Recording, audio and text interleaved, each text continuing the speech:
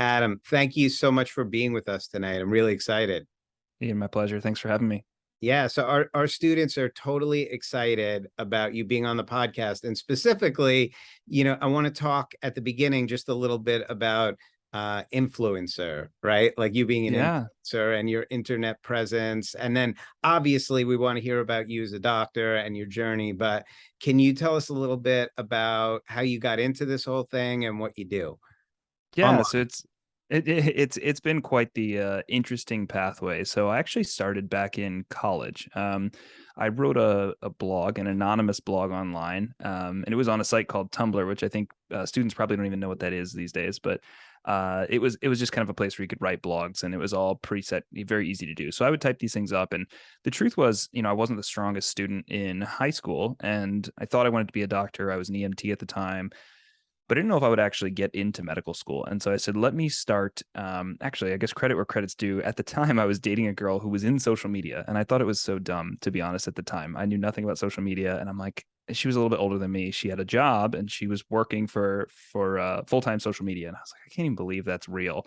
And she had said, you should really chronicle your experience. You like to write, do a blog.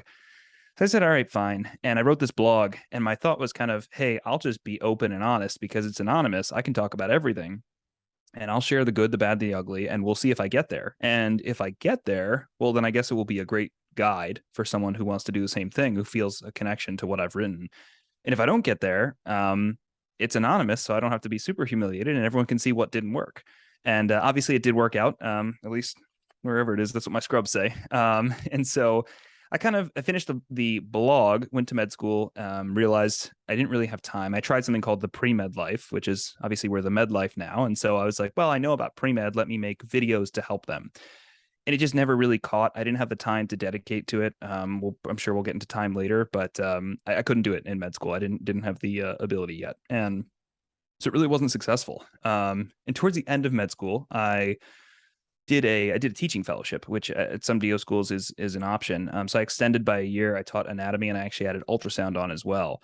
And so I was instructing to first and second year students. And what it was I had like faculty hours. So I was, coming from first and second year very rigorous to now having the evening off at 5 p.m. every day. It was like earth shattering. So I learned Spanish first, and once I learned Spanish, I was like, well, I still have time. I like doing the, kind of videos and things in the past to help people. Let me start it up again. And so we started with YouTube, and it wasn't working. And my good friend Josh, who's behind the scenes on all the stuff that I do, he actually came to me and said, hey, these Instagram influencers are really big. And I'd actually just deleted my Instagram. I felt like I was spending too much time on social media. And so he said, you have to download it again. Just make a professional account. Doesn't have to be with your friends. And we'll just start posting the same kind of stuff there. I said, okay, fine. So we started doing just the classic, photos and captions, and it brought me back to my blog days. And I was writing these kind of longer form captions, which at the time was atypical. And people started to connect over those. And so we started to build a following slowly but surely, and kind of built up an audience that liked to read what I had to say about med school and rotations and my experiences and so forth. And that led us to the pandemic. And I guess that was really the accelerator, or like kind of the fuel on the fire. TikTok had just come around. I'd gotten on TikTok, and right place, right time. I'd been working hard for a long time, and the videos gained traction, and people were looking for a reliable health source. I connected with med students, I connected with the general public, and it really helped to kind of fuel the exponential growth that we saw. And the rest is kind of history. We really found a niche, and have continued to grow and expand. And since then have kind of changed what we do a little bit each time. And I think we're really happy with where we're at now in the educational space. Yeah, so I was watching, I totally apologize that I haven't seen the videos before.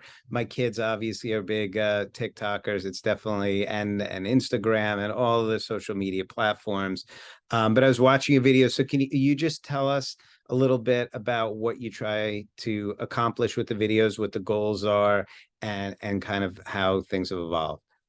Absolutely. Yeah. So I think when I started, my goal was to just reach med students, and kind of it was called the med life because I wanted to, and my handle is see the med life. My idea was I wanted people to see what medicine was like. I felt like I had really struck a balance between, becoming an exceptional student and doing well academically, but also having fun. I was going to Europe, saving money and going skiing in the Alps and doing it on a budget. And I just found ways to have fun, and we would do weekend trips. And to me, a lot of people think I'm crazy. Med school was like the best years of my life. I don't think I'll ever do anything as fun as that. It was zero stress outside of grades, but I mean, you would go and study, and I had friends at the time who had jobs, and I would see the junk that they would go through on a daily basis. I was like, I have no job. My job is just to learn material, and then I get to do it around my friends. I'm working out. I'm eating healthy. Like, it's pretty low stress overall. And so I felt like sharing that insight and that like it's not all bad, it can be good, and it's how you budget your time. And so there was a lot of that content early on, and then it transitioned to some public health content during COVID because that's what needed to be out there. Just kind of translating science and getting that in front of folks. And then we kind of went through a reimagination of ourselves, and I had this time frame during residency where I was like, okay, I've I've shown the public what we do, but this is not really what I'm passionate about as a whole. What I love to do is educate. It's why I did a teaching fellowship. It's ultimately why I'm here. And so we transitioned to this year, starting this summer. It's almost a curriculum on my Instagram, and the TikTok and YouTube follows. And every month we do a specific subset. So GI is actually this month, but we've done cardiology, trauma, pulmonology, all sorts of specialties so far. And every month there's structured content around 4 different cases, with the idea being that the learner does the case, finds out what they don't know, and then throughout the week can build that knowledge by watching my videos. And so at the end of the week, if they were to go back and do the case again, which these are choose your own adventure, we call them. So if you actually, today is the perfect time if you watch, especially from a GI perspective. Unfortunately, the users absolutely tanked this case and killed the patient, actually. And so first time we've had to do it in a couple months, we actually rewinded the case. And so we said, you've made it so far down the wrong decision tree. This is a good learning opportunity. This is a simulation. We're going to take it back. And we started again. So it's the first time it's happened, but it gives learners a chance to interact in a low risk environment. Nobody's judging them, and then they get free education. And so that's what we're really passionate about, is this educational content. And where we're going with it, we're going to continue that, and we're bringing in some medical technology. I'm a big tech fan. I think there's some really cool stuff, and I don't think I can reach it from here, but I just got a really cool ring cutter that just came out. Some other just tech stuff that I want to share with everyone out there, and make them aware of what's going on, because medicine it's a super innovative field, and I think we're on the edge of some really exciting technology. So Adam, one of the videos I was watching, just so the listeners can kind of envision before they go on your site and watch it themselves, was like on hypoglycemia, and they were showing, you were showing a video of a man like kind of drunk walking down the street, and then just highlighting like you need to think about hypoglycemia in this context. So correct me if I'm wrong, but it's kind of just, rather than just reading that in a book, it's giving a visual and making the connection. Is that right? That's absolutely correct. We try to use as much reasonable B-roll as we can, while obviously, maintaining, being appropriate and staying within guidelines. But the idea is to make something that's visually engaging, that's memorable for the viewers, so that they're not just reading a textbook. And again, something that we talk about on social media is like, we're fighting for people's attention always. And so making educational content, this has not been easy. It's been one of the hardest things that I've done, committing to being educational, because a lot of my colleagues will do, more viral content, reacting and things like that. I can't do that. I can't hook someone with, a viral video like that. I need to stick to education and do it that way. And so what we found is some form of visual aid that helps things stick. As someone's scrolling through and consuming that viral content, they're like, you know what, I will take 30 seconds to get educated because this looks interesting, and they'll watch. Really cool. Super cool. On the same topic, and again, I know what you do is different. And I think I mentioned to you earlier, I was watching a virtual shadowing video that you did maybe a year or two ago. And one of the things that you said, which, I've definitely noticed also, is that a lot of the influencers, and again, I think your point that the things that you're doing are a little different than some of the other physician influencers, but a lot of them are DOs, right? Like, can you comment on that? And why do you think that is? It's a great question. I wish there was a really easy answer for that. There are a lot. Dr. Mike is kind of the grandfather of physician influencers. I believe he went to NYT actually, and So. he's in Jersey now. He's a DO. There's a lot of us that are DOs that are physician influencers, and I think it kind of comes back to some of the DO candidates are just really well-rounded individuals who have a lot of other interests outside of medicine, and I think that shines through in that we continue to be great clinicians and strive to be excellent in academics, but also have other interests that we want to carry out. And there's kind of this philosophy in DO that it's like caring for the whole unit, and education, to me, patient education is a component of that. And so when you're caring for people, being able to do that knowledge translation and help them understand their condition, I think sets you apart as a physician. And so it's only natural that if you're doing that every day at work, that's going to come natural on social media. Now, being on social media is not for everyone, but kind of gives us that skill set. And again, the importance that it's, patient-centered care. So the way that we approach kind of our diagnosis and treatment maybe is a little bit more patient focused sometimes. And that revolves around education and connecting with your patients. Great answer. Thank you, Adam. So my follow-up question, which I think I alluded to, I mentioned to you off screen, or I'll just start over. Yeah, Sure. my next little question is, and I'm looking at your jacket as we talk, and I've been called out on this once myself. So this is not a commentary on the script over your lab coat, but a lot of DOs sometimes don't put DO after their name, and they'll just put doctor before. Again, I am guilty of this at times, but most of the influences like yourself, Dr. Mike, Dr. Jen Caudle, there's no DO after their name. And I know you commented again in that video that I watched on why you do it, but can you talk to us a little bit about that and your thoughts? Yeah, absolutely. I think unfortunately, it still is an uphill battle as a DO in medicine, from patients and from colleagues. And the emergency department is also kind of a unique place as I'm learning and getting more senior, about to graduate here. A lot of you really have to earn your respect. A lot of people, unfortunately, don't think very highly of a lot of emergency physicians. They find it somewhat bothersome, and so last thing I'd want to do is give someone kind of ammunition to start off on the wrong foot. And whether that's right or wrong, having just doctor at the beginning of your name kind of neutralizes that. It leaves one less thing off for them to pick up and say, to their colleague, oh, that guy's a DO. Of course he doesn't know, what I'm talking about, which is, of course, there's no merit to that statement at all. And in fact, as you know, a lot of DOs are some of the top performers on licensing exams as well, and step one and so forth. So it has nothing to do with your ability to perform clinically, but unfortunately, there is still some stigma in the hospital, and so I purely don't have it because it's just not a conversation that I feel needs to happen on a daily basis. I think that people should judge us for the care that we give and not the title that's next to our name, especially since we provide the same exact level of care. That said, I know we were speaking earlier. I think it's a nice touch, especially as I've kind of carved out a space for myself in what I do, to kind of advertise that I am a DO. And again, Dr. Mike's a DO, I'm a DO myself, and there's a lot of other DOs on social media. And it does beg the question, why are there so many DOs in these, public facing positions that are, basically excelling in these roles? And there's a lot of discussion that could happen on that. So I think it kind of goes both ways. It's a wishy-washy answer. It's not on my scrubs. I had the scrubs made a long time ago. But it may be nice. Maybe something that I'll do in the future is kind of switch back and have DO at the end. Again, Adam, after I got called on it, I switched all my scrubs to DO. So I Yeah, totally get it. And I appreciate the answer. of So course.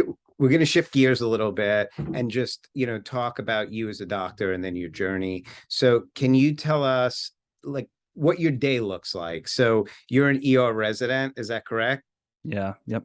Yeah, that's awesome. So, but I'm sure a little hard. Can you start by telling us what time you open your eyes in the morning and take us through a general day? Maybe, what kind of patients you saw, maybe what a couple of patients that you saw today, just give us an idea of what your day looks like as an ER resident. Sure. So today's a great example. Unfortunately, emergency medicine doesn't follow a regular schedule. So my eyes opened at 1 p.m. today. I'm on nights right now, so I've seen no patients today.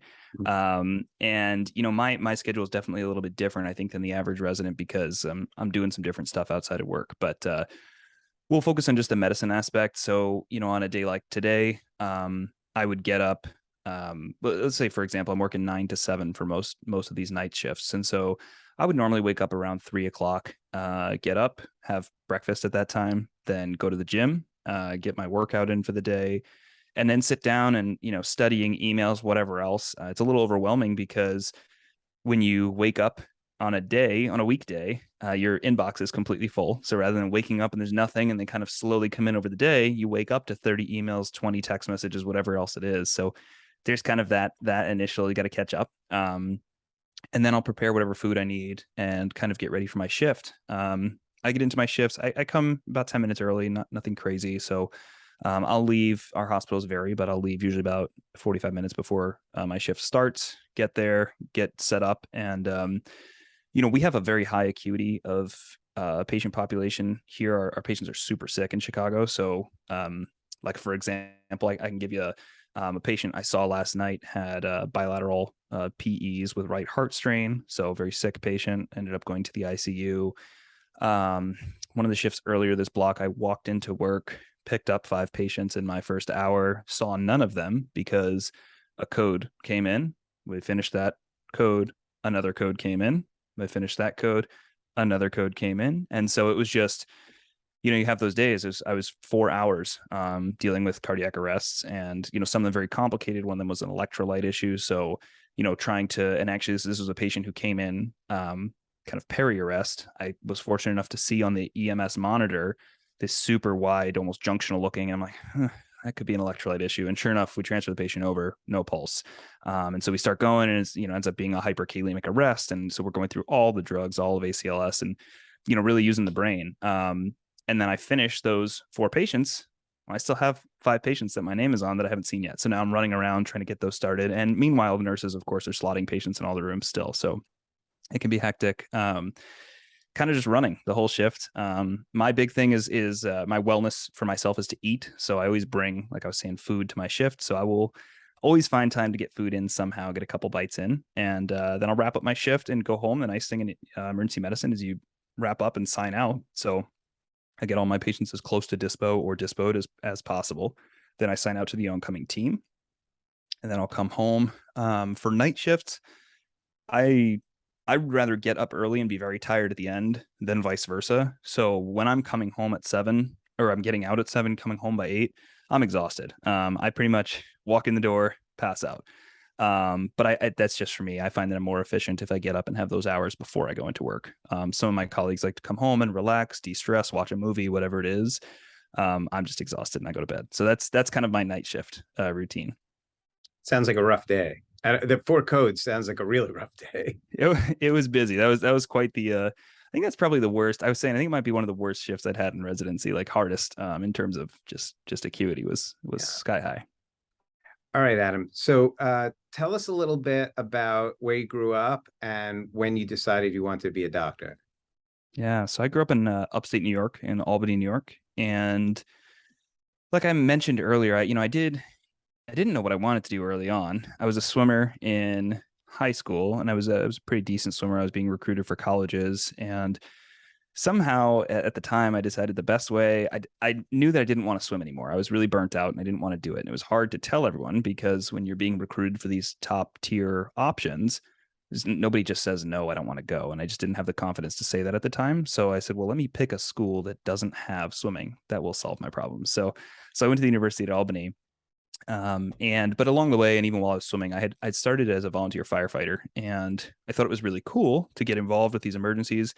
I went to one fire and I was like, I think I'm done with that forever. It was terrifying. Shout out to those who go into burning buildings. It's nothing like the movies. It's horrifying, and I would never like to do it again. And so that was out very quickly, but I like the EMS part. And so I got involved in EMS, and, I kind of, again, much support to the paramedics, but I realized I wanted a little bit more than that. I wanted, some more higher level of care, some more procedures and things like that. And so I did some shadowing and, started to get more interested in medicine. And ultimately, I realized I wanted to pursue medicine in some capacity, most likely to become an ER doctor. And so when I started at the University of Albany, I took the pre-med classes, I did biology, and, it kind of just took off from there. I kept doing EMS. I was very passionate about the clinical care. I got involved in some research, some like rapid response team stuff within the hospital, and learning about that early on. And the rest is kind of history. It just was a path, right on there from college into med school.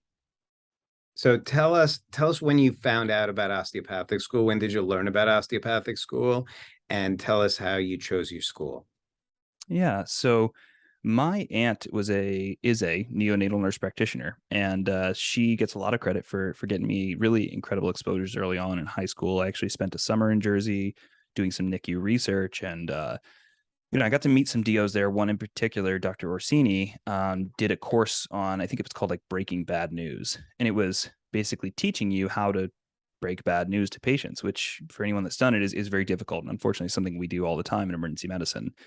And I was really impressed by his bedside manner, by his ability to conduct this training and really communicate well with the patients. And so from there, I started to learn the difference between DO and MD, or the lack thereof, but also just the approach in training, kind of the more holistic patient-centered model. And it got me interested. It got me interested in what that might look like. And I started looking around. And I've always been super open and honest. I applied to both MD and DO. I got many, many, many more opportunities at DO schools. And so I started interviewing, and was very fortunate. I had a pretty strong application and went all across the country for interviews and kind of had my choosing of where I wanted to go.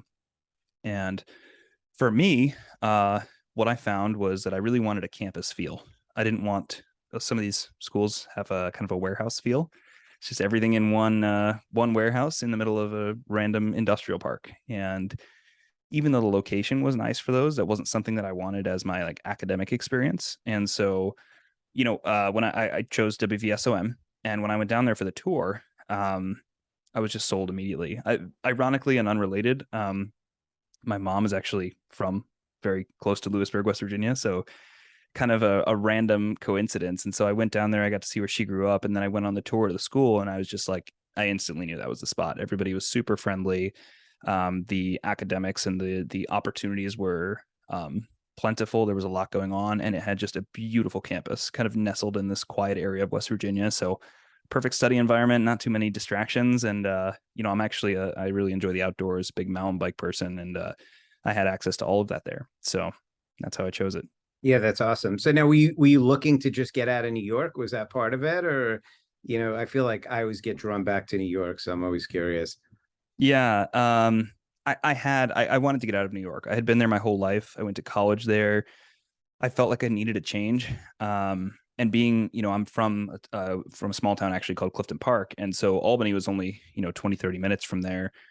I love my parents, but I was very close to them this whole time. And so I was, now I'm 20. At the time I was maybe 22, 21 or 22 years old. And I was like, I want to stretch my legs a little bit and kind of, live on my own. And so I didn't necessarily want to move all the way to West Virginia, but again, it was by far the best option, for me, at least in terms of feel and fit. And yeah, it gave me a little independence. So you told us, earlier in the interview that you didn't really have that much time to do sort of your influencer thing during med school because you were working really hard. Were there other extracurriculars that you did, or did you really focus on your studies? And then can you cycle that into your, how you decided you want to be an ER doc? Yeah, absolutely.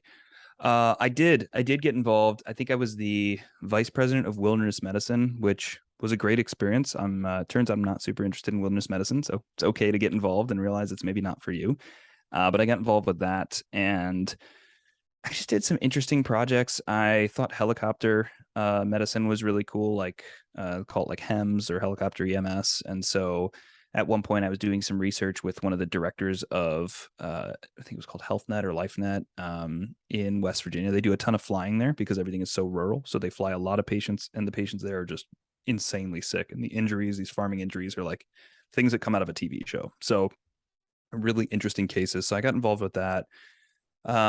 Geez, this is going back. I'm trying to think of other things that I did on campus. But I will say I wasn't one of the like hyper achievers of involvement. I recognize that the key to success in medicine is strong academic performance. No matter what way you cut the cake, no matter what way you think you're involved, president of this, student senate, none of that matters. I can tell you, looking at student applications, those are enhancers. But if you don't have the baseline performance on your step scores, and you don't have the baseline rotation performance, especially in emergency medicine, or your slows, if you're not good clinically, it doesn't matter that you were the senate president, whatever, this, that, and the other, did this many volunteer hours. Those are just kind of amplifiers. But if you don't have that baseline level, you're not going to get where you need to go. So I really kind of doubled down on that. Did as much as I could on academics to really excel on my board exams, and just got involved with what I enjoyed. Did some research here and there, and then, like I said, I did the teaching fellowship, which was another great decision. Yeah. So can you tell me, we've had a few people on the podcast that were teaching fellows. I did not do that year, but I do have fond memories of some of my mentors who were teaching fellows when I went through med school. What made you decide to do that? Because it's an extra year, right? It absolutely is. So I've been teaching my whole life. I was teaching swim lessons since I was a kid.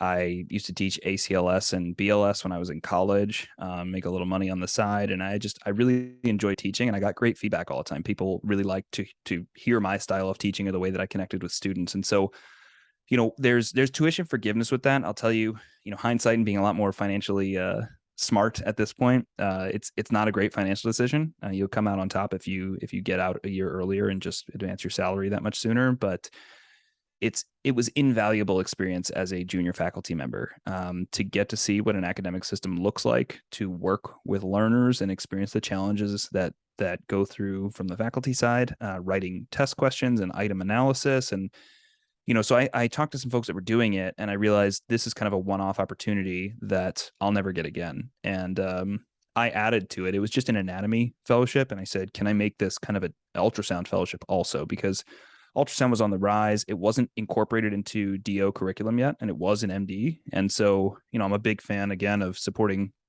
kind of the DOs out there. I think we're incredibly strong clinically, and I was like, this should be in our curriculum for sure. And so I kind of helped to spearhead getting that in. We wrote a paper, kind of forced the issue that this should be in DO school curriculum. And I think from what I've heard, it's more widespread now. More students are learning ultrasound earlier on.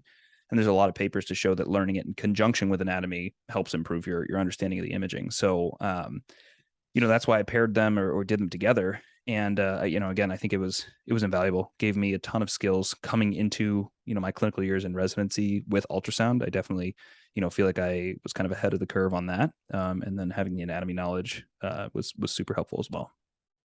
That sounds great. Yeah, it sounds like an awesome year. So then you applied with that extra year for ER. Tell us a little bit about what programs you were looking at, how you made your decision on the program that you chose, and how you felt applying to ER as a DO. Yeah. Those are all great questions, and I could probably do a whole podcast on just that, but I'll try to keep it brief. So again, I've always been honest about my application. So hopefully, try to be as humble as I can, and people just take this for knowledge and not anything else above that. But I had pretty strong step scores at the time.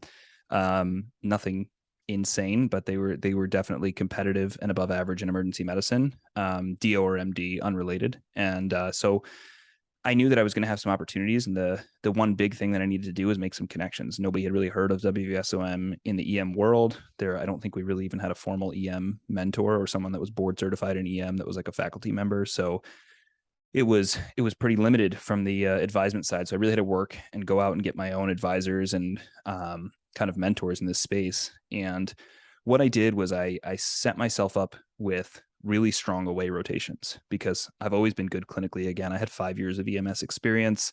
I connect with people well. And so test scores are one thing. Again, that's your entry ticket, but it's kind of icing on the cake if you can go there and you can actually walk the walk. And so I went to Allegheny General in Pittsburgh, which was an incredible rotation. I'm very thankful to them for that opportunity. And I went at the end of third year, and that kind of kicked me off. I was living in Pittsburgh at the time. That kicked me off to really shine. And I got 2 huge aways after that, because I knew, again, my ability to get really incredible opportunities to interview was going to be in those away rotations. And so what I did was actually, targeted geographically. I went to UConn, which was just an incredible program. And I can't thank them enough for my time there as well. I loved that program. And then the other one that was huge and relatively groundbreaking is that I rotated at Pitt. And to my understanding, they, to that point, had never had a DO rotate there, or if they had, it was many, many years ago. So it was not common for DOs to go there. And that was actually one of the things that I targeted. Was I wanted to rotate at a site that doesn't take DOs, and kind of break that barrier. Because to me, if I could go to a place that doesn't take DOs or thinks less of DOs and then impress them and come out with a top 10% slow, then there's nowhere that wouldn't look at me. And that's what I mean. You don't see your slow, but my understanding is that I did very well when I was there. I had a really nice time there as well. And again, I can't thank them enough. It's an incredible program there.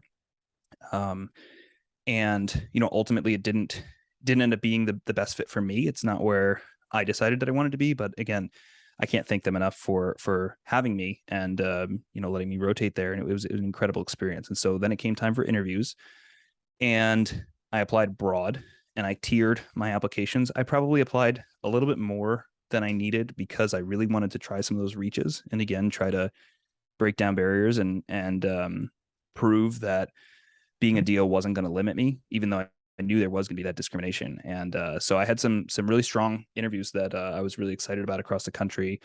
I'm trying to think back, but I went to Austin, which I don't know that they had a DO. Maybe they did, maybe they didn't. But it was a strong program, relatively new, but very strong program. Interviewed at a couple places here in Chicago. Interviewed all along the East Coast, up and down, except for New York City. Wasn't particularly interested. EM in New York City is a different beast. I rotated at St. Joe's as well, and I don't want to forget them. They were an incredible. They're slept on for sure. That program is insane. They see tons of acuity, and I learned a ton there. So that was incredible. I interviewed there as well, and yes, I took a fair amount of interviews because I'd worked really hard for that opportunity, and I wanted to really make sure that when I picked where I went, it's where I wanted. And it's not that I felt, I don't know if I'm going to get in. I don't know if they're going to rank me. I need to, apply strategically. I wanted it to be like, this is my game. I'm playing the game and I'm picking where I want to go. And so that's kind of how I did it. And, I put a lot of work in, and ultimately it was, risk at the end of the day, applying to some of those places, but I guess, it paid off. And I felt like the one thing too I'll mention, this is important for the students listening, is I made it really important that I didn't want to chase clout, so to speak. Like I didn't want to chase a name. And that was something that was really difficult. I've never I guess talked about this one on a podcast, but again, I love Pitt. I have friends that are at Pitt and I really appreciate them having me. But I had a really hard moment where I was like, I could potentially be, and who knows if they would have ranked me, but it felt like there was a good chance. And I was like, I could break down these huge barriers and be the first DO to go to Pitt, but I don't think I'm going to be that happy. It just didn't fit as well as I wanted to. And it was a huge thing, but I ultimately decided not to go there, obviously, and not to rank them in a position that I thought I would end up matching them. And it came back to, I'd made that decision in the past. I'd made sacrifices and been like, well, I need the name, I need the paper, I need this to feel like I'm doing something or feel like I'm making a name. And in residency, I chose my happiness. I decided that I wanted to make a decision for me. And I had proven in my mind, I'd proven that I could do it. I interviewed at all these places that people said you'll never interview at. And I felt like I'd done it. And so, I'd worked so hard to this point all through med school that I was like, I just want to do what works for me. And UIC is what worked for me.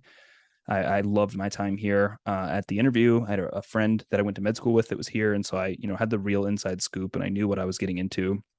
I knew it was incredible clinical experience here. And that's what I settled on.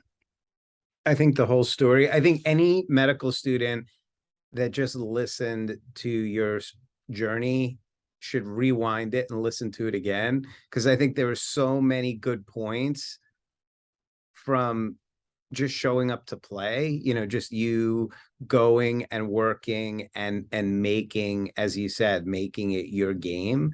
Yeah, I think that's amazing. And I think ultimately, as DOs, sometimes, we feel like we have something to prove, and we do. And again, to your prior point, maybe that's why we're in so many places, that maybe that's why the president's doctor's a DO and all these crazy things, right?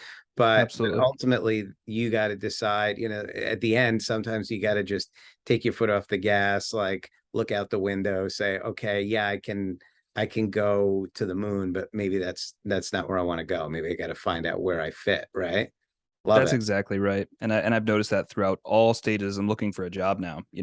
There's obviously, I kind of bring a unique skill set, and there's definitely interest from places that, I would have dreamed of working at.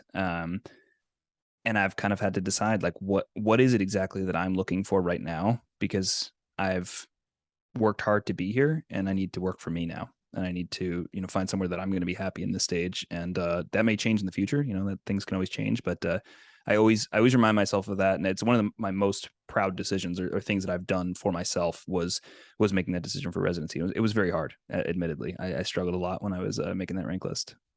Yeah, and it's interesting too, Adam. I don't know if you see this, but maybe when I started my journey, I thought it was really hard because I didn't have a lot of options, right? Like I was trying to figure out where to go to medical school, and maybe that was a little limited. But I found at the end, when you have a lot of options, it's actually much harder, right? Yeah, It's easy when you don't absolutely. have a decision. Do you agree? Absolutely. Yeah. Yeah. No, I mean, it becomes very clear. If you have no choices, you go there, right? That's the opportunities in front of you.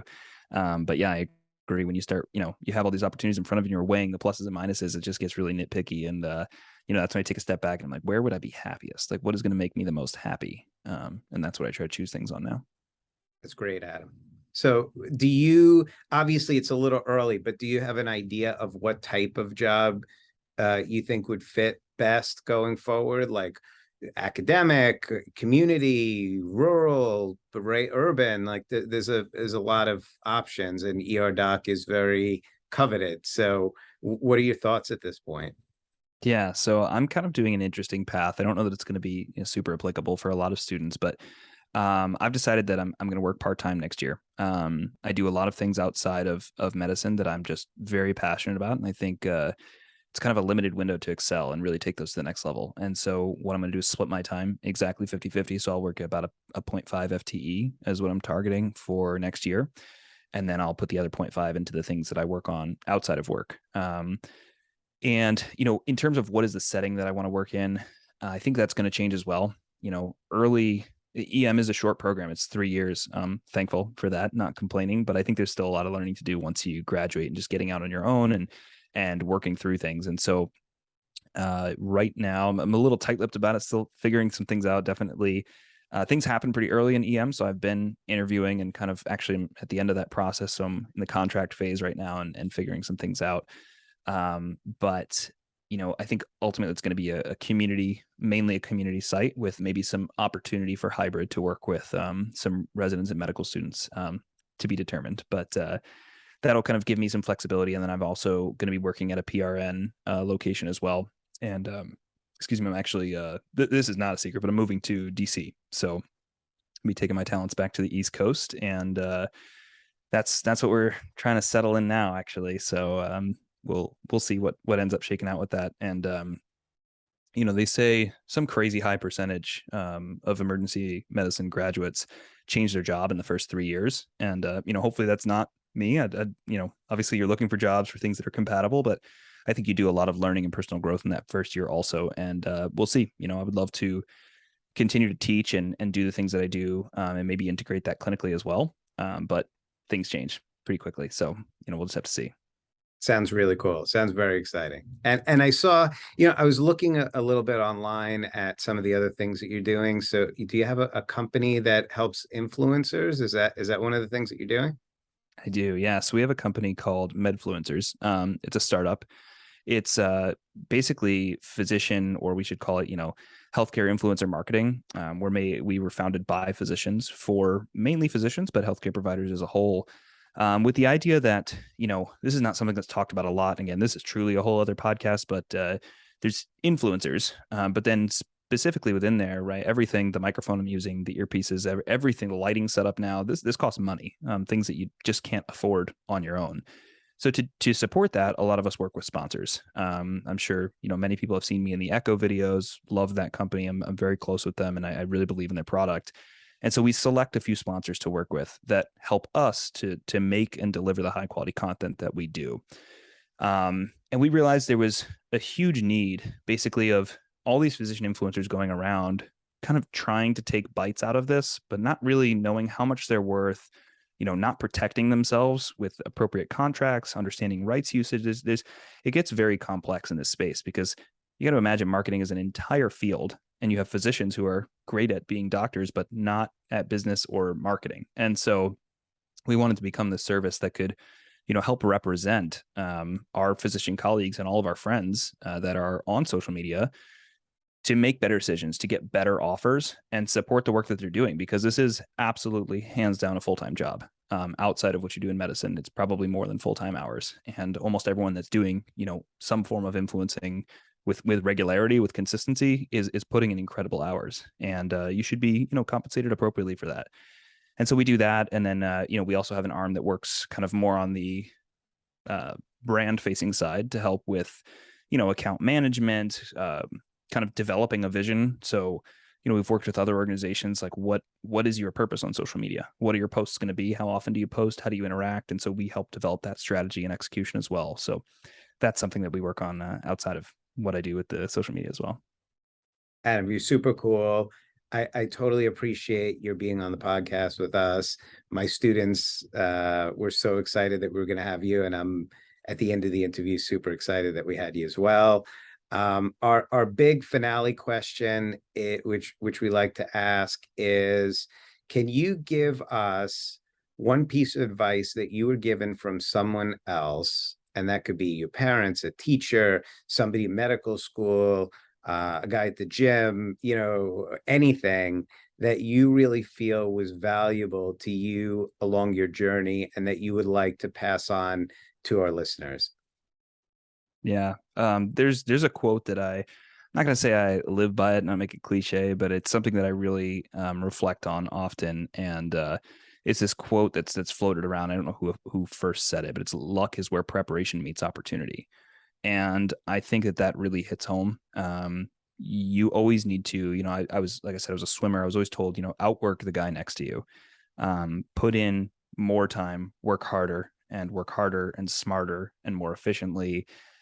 And that's not to say to put anyone down. Obviously, from the business world, it's all about actually helping other people and helping other people win. And you can do that with working hard. But if you're constantly working hard and looking at yourself and making yourself better and working harder than you were last week, you're going to put yourself in a position of growth so that when that opportunity does come along, you're positioned to move on that opportunity. And I think that's kind of been the summation of how I've gotten to where I am is, there have been many ups and downs. And again, we could talk extensively about that. I mean, there have been many times where I'm like, I don't want to do this anymore. I'm burnt out. I want to quit. I don't want to be public. I've had problems with it too. People coming after me personally and our brand, and, don't like what we're doing. And so it's not been an easy road. But my answer has always been, I'm passionate. I know what I'm doing is right. I know I'm doing this for the right reason, to help with education, to spread this information. And I just keep working hard. And, I'm very fortunate that opportunities arise. And when they're there, I feel like we're well positioned to take advantage of them, because we've been working so hard that, it finally pays off. We have the opportunity to show and showcase what we've been doing. So, I kind of, luck, it's not really luck, right? It's preparation meeting opportunity. And that's kind of what I live by. I got to say, Adam, I think we're almost 100 episodes in. We ask the question every time. I think you get the prize. I think that's the best answer. That's awesome. I appreciate that. All right, Adam. Again, thank you for giving us your time tonight. I know you're working a lot on 5 different things, but thank you for spending the time with us and for everything that you do. It's been a pleasure, Ian. Thank you. And thanks to everyone who listens. I appreciate it.